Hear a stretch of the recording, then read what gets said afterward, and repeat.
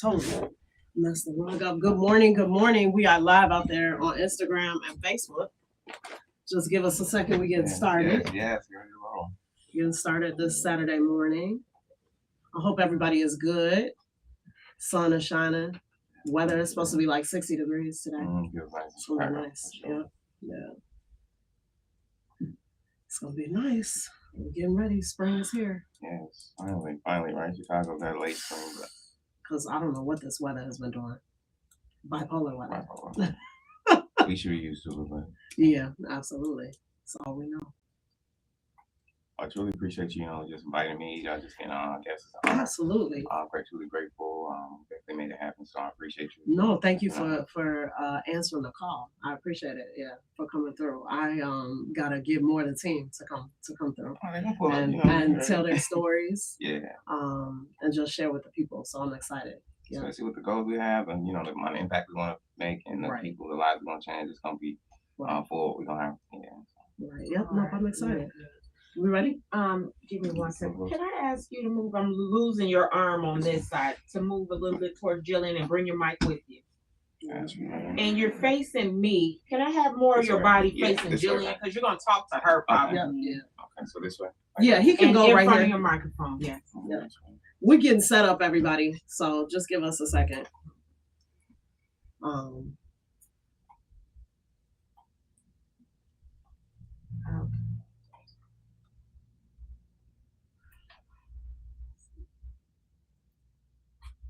Okay. I think I went live a little prematurely. That's okay. Live, they love us on live, right? Right. Facebook, Instagram. Good morning. They love us. They probably scrolling anyway. Right. And go back and watch the replay. But no, stay tuned. We got some really good heat, some very intellectual conversations. Absolutely. Definitely looking forward to this. Absolutely. Okay, I am going to count down from 5. You talk on 1. I'm going to say 1.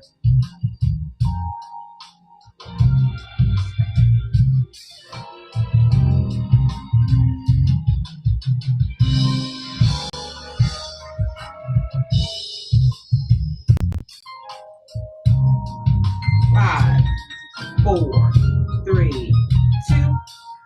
Good morning, everyone, and welcome back to the Inner Circle podcast, where real estate meets real life, hosted by yours truly, your Home Girl Jillian. We are coming to you live on intellectualradio.com, their YouTube channel, and all my social media platforms. And if you missed the live show, no worries. You can catch the replay anytime on YouTube, iHeartRadio, Facebook, or Instagram. So today's show is extra special because April is actually Financial Literacy Month. So it's the perfect time to have real conversations about money, credit, and building wealth the right way. So, and if you know me, you know I'm all about real estate and real life money moves. So, which is why I've recently expanded my business to offer credit repair assistance, and access to business funding. Because let's be real, generational wealth doesn't start at closing. It starts with credit, capital, and confidence. So joining me today is someone who lives and breathes this work, Drew Ali, financial literacy expert, entrepreneur, and national sales director with NOVAE.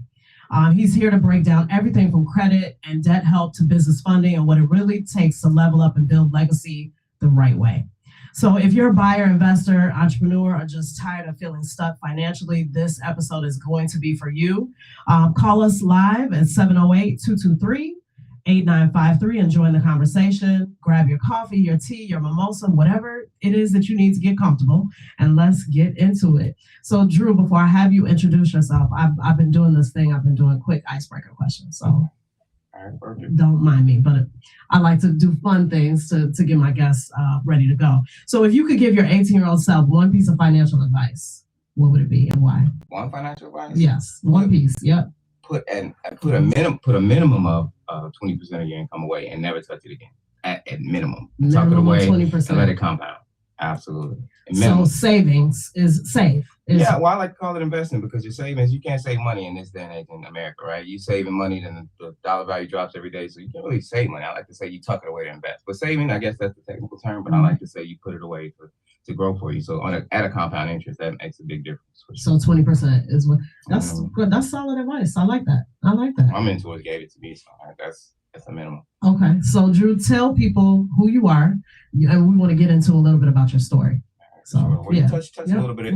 Drew Ali first, multiple six-figure earner in my family, soon to be 7. Not to impress anybody, but to impress upon people, how important not just the information, but this, I would say, this platform, just I guess this journey was for me because coming up, growing up in the cities of Chicago, you've been around Chicago, you see all of the negative parts, aspects of it. I've seen it all, but I didn't have many mentors. So fortunately enough, God put the right people in my life, and it attracted me on this journey. But man, it's been a whirlwind. So I mean, that question can go various ways. I've been, came into truck driving, got out of that because of real estate. It's kind of how things come full circle. The reason why I even got into trucking was real estate.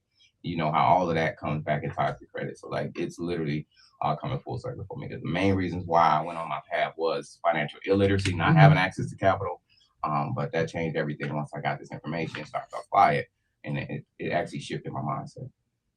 So your background, trucking. Yeah. So were you working for a company or you had your own truck? Both. The reason I initially got into trucking was to understand the industry, and I understand, guess what, with real estate, it's going to take some capital, right? And I knew, working just a regular, I'm not going to say regular 9 to 5, you can save in any position or any job you can be in any position with a job to be able to put money away to invest. But I knew the trucking industry would pay me the highest amount at the shortest amount of time. And also I could generate a lot of revenue to invest into projects. And that's when I didn't know credit. So that's why it comes full circle, because I wanted to go cash heavy as opposed to leveraging other people's money with credit. And that changed everything once I got this information. So you said you didn't know about credit when you started. So I get into, when we talk about generational wealth, we've got to talk about generational conversations, right? So your family, nobody ever talked about credit or savings or tucking money away. Those conversations weren't had. Weren't had at all. Like it creates a different type of frequency in a relationship with money when you don't have those conversations early. So that's why it's really key that financial literacy with your children is important. Telling them to put money away, talking about things in words that they don't even understand. But the best part about it is I did understand how to get money. That wasn't an issue. We had money. Cash was king in our household. Not in a positive way all the time, right? Because my dad did things that most people wouldn't, necessarily do on a regular. But he's an entrepreneur, great man, owned real estate, didn't have credit though. That's where financial literacy comes in. You can have all the money in the world. You can have all the, I say, access to capital. But if you don't know what to do with it, don't have financial literacy, it really doesn't matter. Yeah. So having those conversations of how to pay things on time and, not over leveraging your credit cards or, just spending the right way, even what's on paper, getting loans, paying them, on-time payments is always going to be a big thing with credit. It holds a lot of weight. And you see a lot of scores are impacted by that. But just having those conversations about the importance of credit, what it can stop you to do. A lot of those conversations are not had in households. I'm finding as I talk to more people getting into the credit lane now that I'm offering that with the business. I'm like, as I talk to just even potential clients, they talk about, nobody ever talked about credit in my household. And I think that's just it's a missing conversation. I think it's changing now. It's just as we become more aware, empowering ourselves with knowledge, social media, people like you, what I aim to become, arming people with the knowledge and the tools to know about credit, financial literacy, all of that. So got into trucking, just a little bit back to your story, got into trucking, real estate, you started flipping, and holding property, doing rentals. Well, investing, actually, I had a couple of properties that I lost because, again, not having financial literacy to credit, condos, investment properties lost all due to not having access to capital and then not having the right credit score. So even accumulating a lot of cash and not being able to, I guess, sustain it or even leverage other people's money is a quick way to lose it. So that was big. So nobody taught you how, to manage the money, right? That's a big part.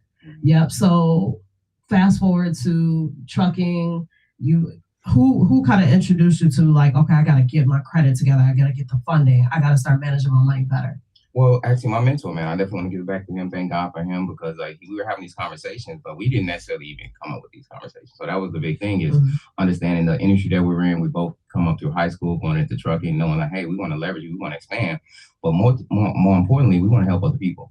So even being in the trucking industry, or you've been successful in real estate, you understand that there's people who aren't as successful as you, and how do they get that information, or how can we help them without them having the gifts or talents, or maybe even skills, or even the time to get this information, because it does take time sometimes for people who don't have it early.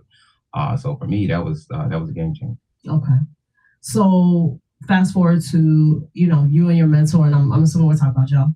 Yes, yeah. Mr. Oh yeah, Joe Gates. Hold on, Big Joe. That's what I was like, shout out. Yeah. This guy ain't got this shirt on for nothing, man. We go get his action over everything. I want to give a shout out to my mentor, incredible team. But yeah, without him, just even starting a conversation. So I think that's part of it. Just with people like you who are having conversations like this are important, and it's going to spark some curiosity. It's also going to spark some intellectual action from people behind these conversations. So like me and him started having a dialogue, understanding, hey, it's going to take credit to do all the things that we want to do in the community.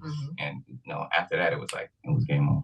So when you all, and Joe was here, actually Joe was my first guest, everybody, last year. So we kicked off the show talking about credit, money management, financial literacy as a whole.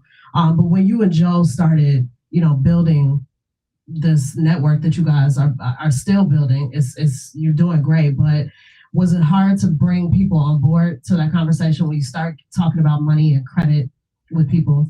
Yeah, I wouldn't say it's hard, because I'm an introverted extrovert, so I probably scare some people off. But yeah, the conversation, you could say it's hard. Yeah. But I think we gotta have hard conversations in our community. How many conversations have we had that aren't hard? Like everything we experience as a whole, as a collective, I think is hard. But for me, it's just we gotta have those tough conversations. But absolutely, the mindset has to shift.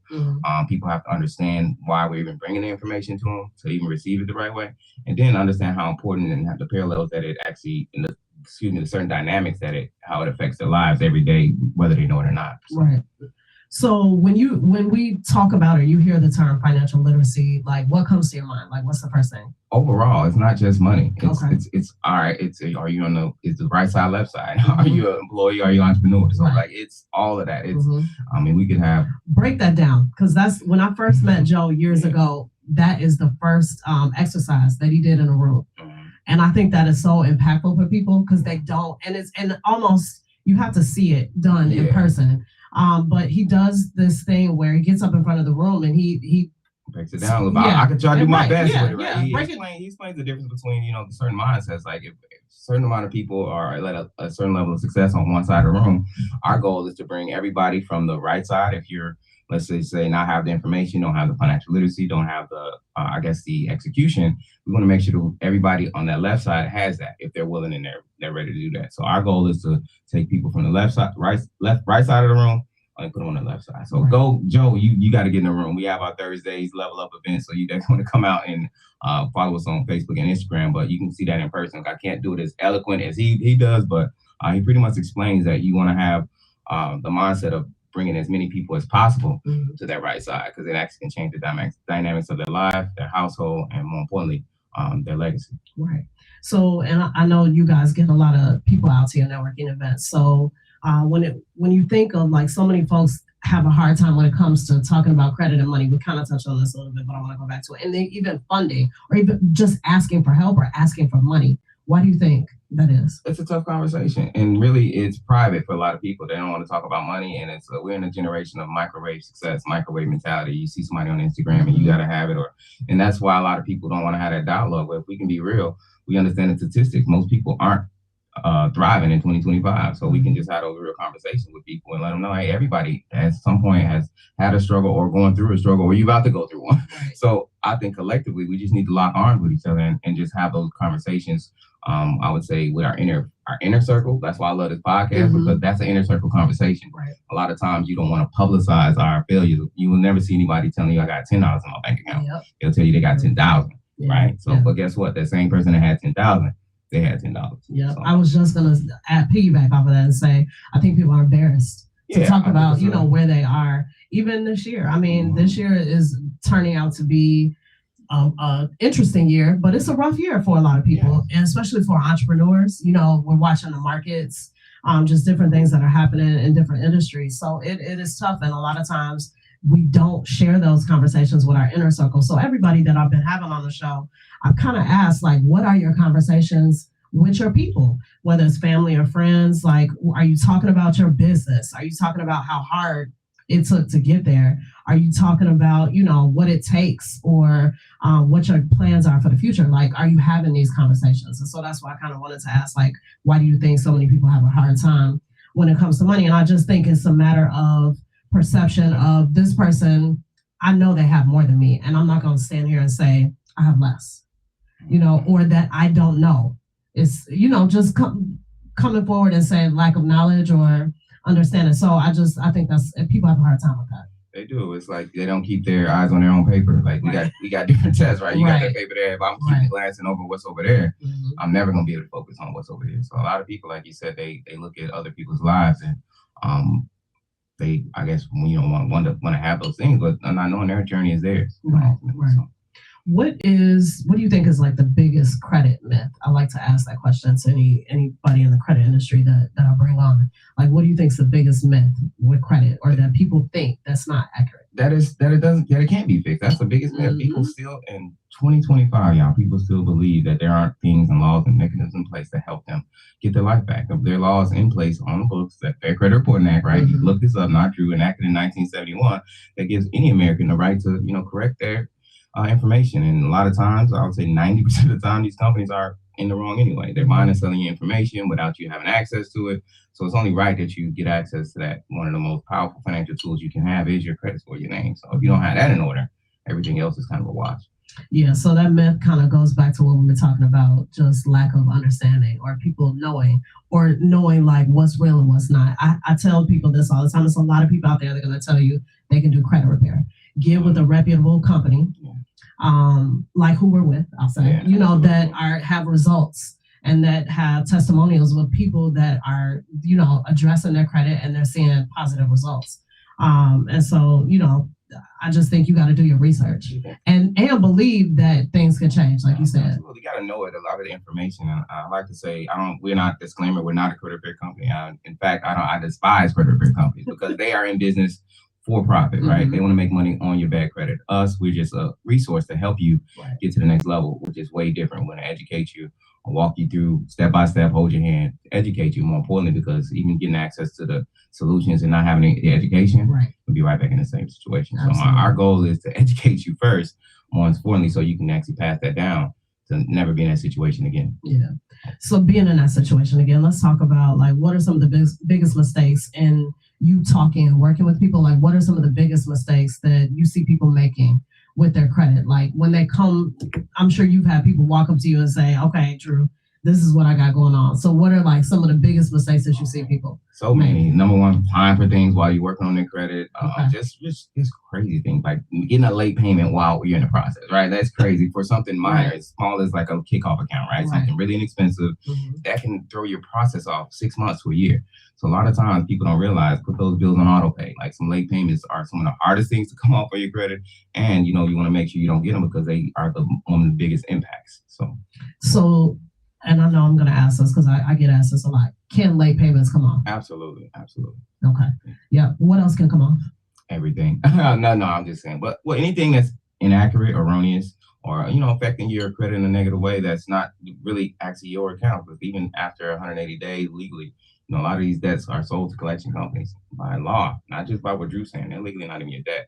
So I would say for anybody to address it, have the conversation with a financial literacy expert like yourself, somebody who's going to actually walk them through the process to educate them and let them know what can and can't be done. Now, there's some things that can be fixed, which is ignorance, right? Because some people will still make the same mistakes even though you're educating. So it takes you holding that consultant's hand also. Credit restoration is not a one-sided thing, especially in our community. A lot of people, what they do is they pay a company and they even have the money. They just don't have the time and say, look, I don't want to get educated. I'm going to just pass the ball. What we call in our movement, you pass the ball, but you also got to get the information as you're passing. So we put that onus on someone else to get that education for us. And now we're waiting to figure out, okay, if I don't get results, then what's the issue, right? Now we're waiting to try to bounce it around to different companies. So I would suggest to anybody, not just get with the consultant, but get educated, because credit is one of the number one financial tools in your life. And if you're putting that on someone else, the onus on someone else, and that's a problem in the beginning. And speak up if you don't know something. I know a lot of the terms can be intimidating or just confusing. If you don't know, a term that somebody's using as you're getting educated, ask a question. make them break it down to you further so you understand, because I think that's where a lot of people get hung up. They don't understand the process, or they don't understand how things are working with their credit. For sure. So yeah, Sure, the inner workings, the yeah, little details, though those things are really important, and if they're missed, then they throw off the process. absolutely. So if somebody's credit is not the best, right? And they're starting over, what's the first thing that they should do? First thing they should do is get with you, right? Get with the consultant. But the next thing is also start to rebuild, right? There's all credit can be rebuilt, restored, and repaired. Whether it's personal on the business side, start to reestablish it. I would definitely tell them if they're just starting out, either get access to an authorized user, somebody who has a lengthy credit history. That's the fastest and quickest way to do it. Or and start to reestablish. If they don't have that, they can still just build from scratch. What about trade lines? I know that's a popular thing. It's a popular conversation, and there's a lot of scams out there with trade lines. So Right. you want to get with a reputable company. That's a term. Piggybacking is for somebody like family member. Say you were my sister, right? Right. And you had 18 years of positive credit history. I could borrow from that. So that's what trade lines are just positive accounts that you can add to your credit profile. So whether they're yours or someone else's, they're beneficial. But you also want to keep in mind that there are two types of accounts, trade lines: primaries and secondaries. Primaries are really strong accounts, things that you can go out and establish yourself, like Ava, Kickoff. Not to name drop those companies, they need to pay us, but those are just a couple to name a few to start to build and reestablish your credit. Got it. So I want to kind of give people a small window. Like, so how does NOVAE actually help folks knock down their debt and boost their credit at the same time? Because I know that's a service. Question. Yeah, absolutely. We have a free solution for the debt help. Any business owner who has anything over $10,000 in unsecured debt, or this business or consumer, and business owners, 90% of the debt can be wiped up to 50% off. So like that's a big deal for somebody to have a free conversation, a free call. So business owners out there, if you're in debt and you're trying to cut that debt in half, having a free conversation with somebody who can actually renegotiate that debt and get that down for you. And you can be paying less, if not like up to 10% for those business owners. For those people who are just on a come up as consumers and they're saying, man, maybe I don't need credit repair, but I'm just in overwhelming debt. I want to pay some of this debt down. We can, cut that in half and help them get on a payment plan that's affordable, but more importantly, help them get their life back. And if somebody's considering bankruptcy, it's a bankruptcy alternative. I would definitely consider our debt help program much sooner than bankruptcy, because bankruptcy, again, it's going to knock your credit down close to 100 plus points minimum, and then you're still going to have to come see us with bankruptcy. And most people actually don't even need bankruptcy. So have a consultation, have that conversation first, even before you go to bankruptcy. Debt help is, I would say, a great solution for business owners and regular consumers to consider.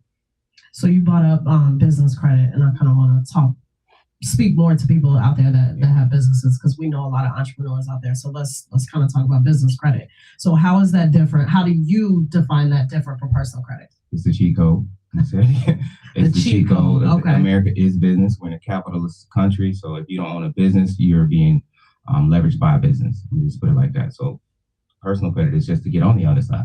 So that's a whole other conversation. We can have another podcast for the business credit segment. But I love that, because that's another reason why I didn't have access to that, right? You have the personal credit, and then you put all the liability on that side, and you don't have that leverage or even the flexibility that the business credit entails. So imagine having maybe 50, 100,000 on the personal side, but now you get business credit and you have 200,000, 300. So it's just give you flexibility and also leverage to actually achieve your goal. So I want to break that down a little bit more, just to give people that are just starting off, say they just started their LLC a year or 2 years ago, they haven't applied for any credit cards, they don't have a Duns and Bradstreet number.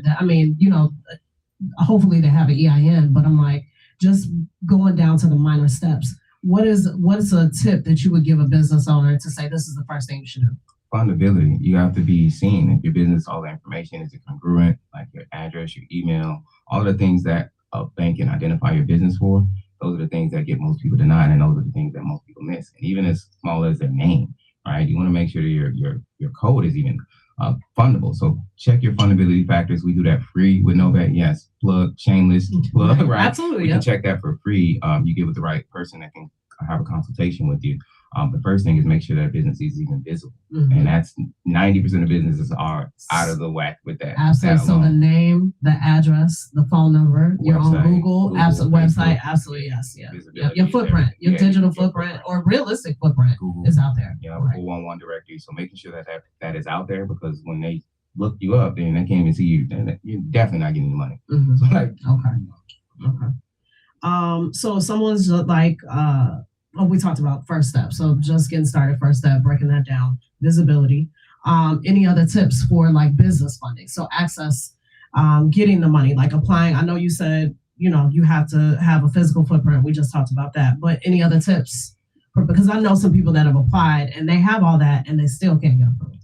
Absolutely. Now they want to check with a reputable company that one can help them through the process. We actually help business owners get a minimum $50,000. Now let's see what their profile is looking like. Let's check that down. Let's see that what their payday score looks like. So there's things that are inside of that are going to limit a business from getting funded. So the next tip I would say is their personal credit. That's the next number one thing. So guess what?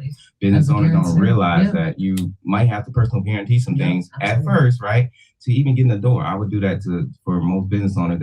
They don't want to do that because they feel like, hey, if my name's on the line and something goes wrong, hey, you're already putting yourself in a bad spot in the first place. If you're figuring that this is gonna fail, why are you even starting? So I would tell a lot of business owners, make sure your personal credit is right. So even if you have the personal guarantee, or you can have I would like to say, a contract with somebody that you work with, and they can be a credit partner, credit investor. So definitely to speed that process up as a business owner, you don't have to wait 180 days to build your business credit profile. We suggest you do that, but you can personal guarantee business credit funding initially to start out. Now that's not an option a lot of people like, but if you're confident in what you're doing and you know that you're going to be able to, make a return on an investment, I would tell anybody to, personally guarantee it to get in the door, and then also take that liability off them personally when they get the chance.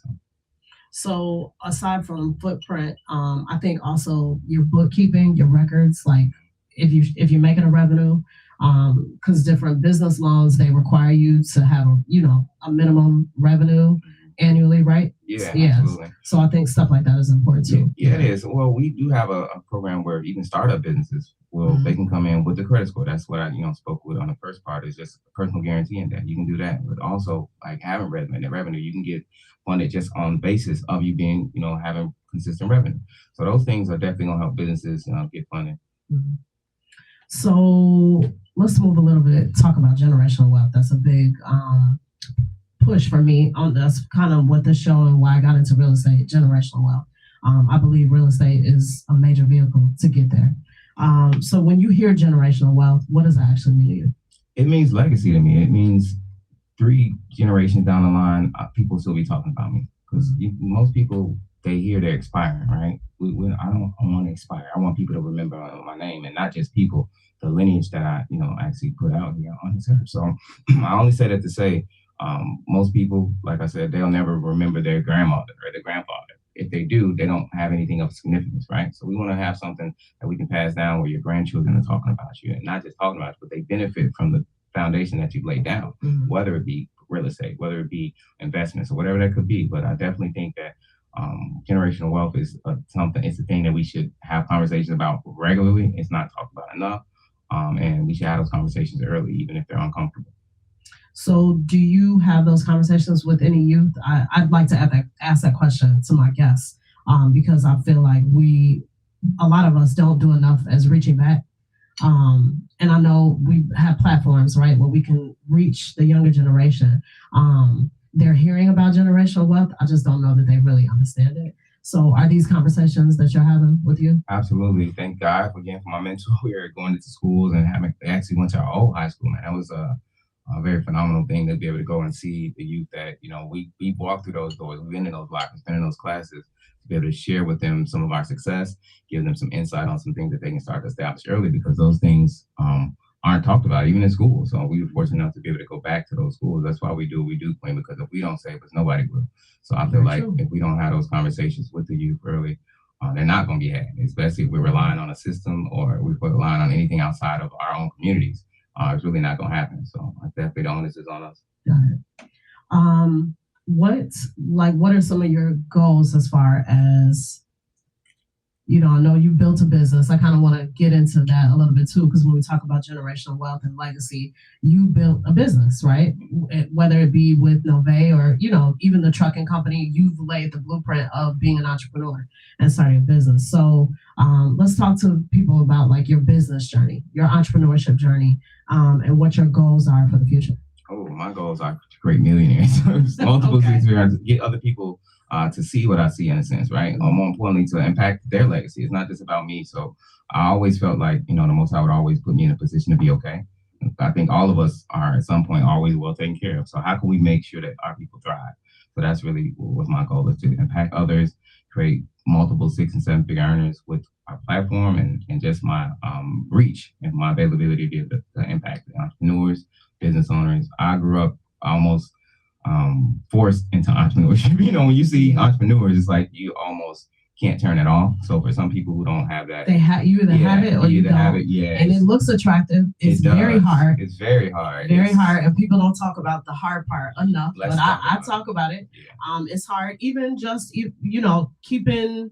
If we want to get into it, keeping your credit straight, your business credit, your funding, keeping your business, your infrastructure together. Like being an entrepreneur is hard. People on social media make it look great. But it is a lot of work. You are running your business, which is you, on your own, by yourself. Sometimes you don't have a team. Sometimes you're blessed if you do, but it takes a lot. It takes a lot. And don't be a mom. Shout out to the single moms out there. Like it's another job. So ladies, I just want to shout out to y'all. You being a woman in that industry is a whole nother, dynamic. So so if you have a family, and if you got one person that's an entrepreneur, the other one that works a 9 to 5, just even finding the balance in that and supporting each other through that. So it's a lot that goes into entrepreneurship. And that's why I kind of wanted to touch on that with you, because even getting into now, I'm getting into working with NOVAE now. I made that announcement yesterday. So that's another reason why this show was special, because I just announced to my followers that I'm going to be offering personal credit assistance, debt assistance, all of those things. But I meet a lot of entrepreneurs and I talk about it, right? Everything is not always roses. It's not perfect. And so just making sure that your business is intact and that things personally and business-wise are together is important. I like to say entrepreneurship chooses you. You don't choose it. A lot of people try to choose entrepreneurship, but you'll find very fast if you are an entrepreneur or not. Absolutely. Sink or swim, right? It will expose you. Yes. And to you, like entrepreneurship is a journey of growth too. So it's not just about the income. The income, it's gratifying, but also the time, effort, and energy you put into it is going to definitely play a huge factor. So it's not going to say it's not for everybody. It's for everybody if you ask me. So depending on the conversation you're having, but I like to say entrepreneurship chooses you. Yeah. So let's talk about NOVAE. What other things can they do to help consumers and businesses? A to Z business essentials, whether it's taxes, we can help them get their taxes done. We can help them set up their entities. We can help them get their website. Literally, you can go to, NOVAEmoneyworks.com, see all of the resources that we have. We'd have a whole nother podcast to share everything that NOVAE offers. But I would like to say anything that a business needs, from essentials front to back end in terms of bookkeeping, even we can go over various things. We have offered grants, government grant finder. I love this, a Google for grants. So NOVAE is I like to call one of my mentors, Haziq Ali, says the Amazon for financial services. So you want to definitely go look into what we do. But more importantly, I want people to look at us as a resource, a solution in the community more than anything, because even with the solutions, we offer an opportunity for individuals like myself and like you to show other people how to build lasting wealth, how to start a foundation and get into entrepreneurship at an early age. Very affordable, and more importantly, is low risk, right? Especially with our platform. You get a full platform that's already laid out for you. All you got to do is plug and play, but also have the ability to go and serve other people and want it. You got to want it. Right, absolutely. Because it makes no sense to be a part of it. Any team, organization, company, and not want it, not understand what you're talking about, it's important. And what we're doing is it's important work. Absolutely, it is a mission. And it's not talked about enough. It's perfect for me because I'm in real estate, and the services that are provided are entry-level services for people to get into real estate. So that's really why I made the decision to add these services to my business. Solutions, right? Yes. Solutions, right? Absolutely. So we're gonna move into, as we wrap up here, we're gonna move into a rapid fire round. I like to do this, right? So I'm gonna just ask you two things. You say I'm an either or, and you pick. So credit score or cash in hand? Credit score. You already know. Okay. There's so much cash out here. They print it every day. Do we own any money printers? No. We can control our credit score. We can control our income, right? But that's one of the number one things that people don't consider, right? They're like, look, I'm a hustler. I'm gonna go get it, right? Cash. I grew up in cash, so like cash ain't an issue for a lot of us. Let's be clear, right? It's credit. It's information. It's execution. So credit. Cash is credit. There's somebody who has Chase Bank on here right now, right? This guy, you can look it up. He says the only real money is gold. Everything else is credit. Absolutely. So if you're talking about cash with a conversation with me, you don't even know cash because it's a certain conversation. Absolutely. That we have, I get it. So, yeah. So what's the first thing to cut when budgeting? When people talk Expenses. About budgeting? Okay. Expenses. I don't know how easy that is, but I like to say I'm the wrong person to say that. But I tell my people because everybody can't do what you do. Have a certain lifestyle. For me, it's make more money. It's add more assets to your bottom line. But you're not a cutter. I'm not a cutter. No. You're saying add more money, but keep spending. More income. Not keep spending. I just want to clarify that. Right. Keep spending. Okay. Definitely tighten up on your budget. Allocate where your money goes. My mentor, I go back to him. He tells me where's your money going. A lot of people don't know where their money is going. That's actually a really good point. Yep. You did. So you didn't know. Absolutely didn't. Okay. And that's why I was spending 7 figures, y'all. That's so you clear. Making 6, spending 7. So that's how you get in bad financial positions, not having access to credit, not having this financial information with cash still is a problem, y'all. Just so you know. Yeah, and not looking at what you're doing, and not or even having somebody to check you and say, "What are you doing?" It goes back to the conversations, those educations. We're not having a financial awareness, there's still a lot of people like that. Yeah. So, what's the most underrated money tip? The most underrated money tip is compound interest. That's the cheat code. Like I don't know the break that down for us. Right. Think about it. All right. So a penny, you double it for the next 31 days. What is it? 1 million. So that's just simple. I guess the easiest breakdown I can give for somebody for compounding. Money you put away at 10, let's say 21 years old, is not going to be to equate to the same money at 41. Right. So if you're putting that money away at 21, it's going to look way different earlier and later. So basically that money is going to grow exponentially as opposed to it just growing gradually. Right. Okay. Compound interest. I like that. So finish the sentence. Financial freedom feels like peace. That's the best word I can actually it's peace of mind. It's freedom, which a lot of people in our country, just average everyday Americans, don't even experience. You can't get up and control your day.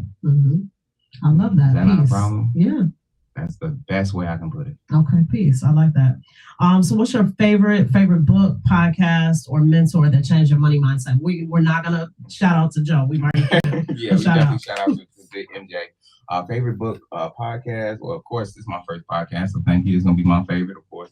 My favorite book, the Bible. I'm not gonna all other books. They come from that. Everything else is an offshoot, or they're getting intellectual property from the Bible. But more importantly, it's just about education. One of my mentors says, just study every day, learn, be a sponge. I would tell anybody to just follow really reputable people like yourself, gain knowledge on education. Because if I just gave you one book, that's cool, but it's not gonna really help somebody, if that makes sense. Right. I want somebody, you gotta want it in terms of the mindset. You want to have success, we want to thrive, and then start to seek out mentors. The best thing I've ever done was seek out mentors. YouTube University, right? Those are some things that I love the most, is just getting education. So self-education is the cheat code. I could throw out a lot of books, but I wouldn't necessarily say the books. I just say the Bible, getting your word, armor of God. And we definitely are men of God, just so we clear. I wouldn't be here without him. This podcast wouldn't happen. I wouldn't be here. I'm thankful that I made it fashionably late too, just so everybody know. I tried to be on top, but yeah, I would say the Bible Queen, and that people might not understand that, but that's a financial book. People don't really realize that. There's keys and gems in there that can really take your finances to the next level and build generational wealth. So my favorite is the Bible, and I'm just gonna keep it real with you. Those other books I wouldn't even be able to, I guess, intellectually digest those books the right way if I wasn't in the Word. I love that. So Drew, tell our followers or our viewers out there where they can get in touch with you. Drew Ali Official on Instagram, Drew Ali on Facebook, and definitely better get with you because you can see us at some events, seeing you changing lives. But more importantly, just getting any place that we're having some financial function, they can come pull up on us. Yeah, and I'll tag him in the replay, so they'll have your information. But I don't know if it was you have a certain link or a code. I need a little bit. Of course, I'm out of my element right here, right? I want to be undercover, right? So right, but I appreciate him coming through. He doesn't do a lot of this, but he does get in front of large rooms and tells his story and talks to people. So I appreciate him for coming through. So Drew, but thank you so much. With that being said, thank you so much for joining me today. Your story, your knowledge, your energy, and straight up gems on financial literacy, credit, and funding were powerful. I know our listeners are walking away with real tools and motivation to start fixing their finances and building something bigger for themselves and their families. To all our listeners and viewers, remember this: your credit matters. Your debt doesn't have to define you, and the right funding can change your future. Whether you're looking to buy a home, build your business, or just get your money right, the time is to act now. If you're ready to improve your credit, reduce your debt, build business credit, or activate business funding, call or text me, 630-364-0321, or hit me up on social media at your Home Girl Jillian. Let's get you moving in the right direction toward real freedom and generational wealth, right? So, and if you've got real estate needs also, whether you're buying, selling, or investing, or just exploring your options, please feel free to give me a call or a text. Again, I'm here to help you with that too. Reach out anytime and let's make your next move your best move. I always love that saying. If you missed any part of today's episode, you can catch the replay on intellectualradio.com's YouTube channel, iHeartRadio, or any of my social media platforms, including the Inner Circle Podcast YouTube channel, which is new and it is up and running with all our past shows are out there. I want to thank you all for tuning in to the Inner Circle Podcast, where real estate meets real life and real talk. I'm your host, your Home Girl Jillian. Until next time, stay focused, stay inspired, and keep building towards your dreams. Drew, thank you so much. Yep. Let me cut us off. Yeah. I appreciate it. I appreciate you. Thank you. We're going to get off here.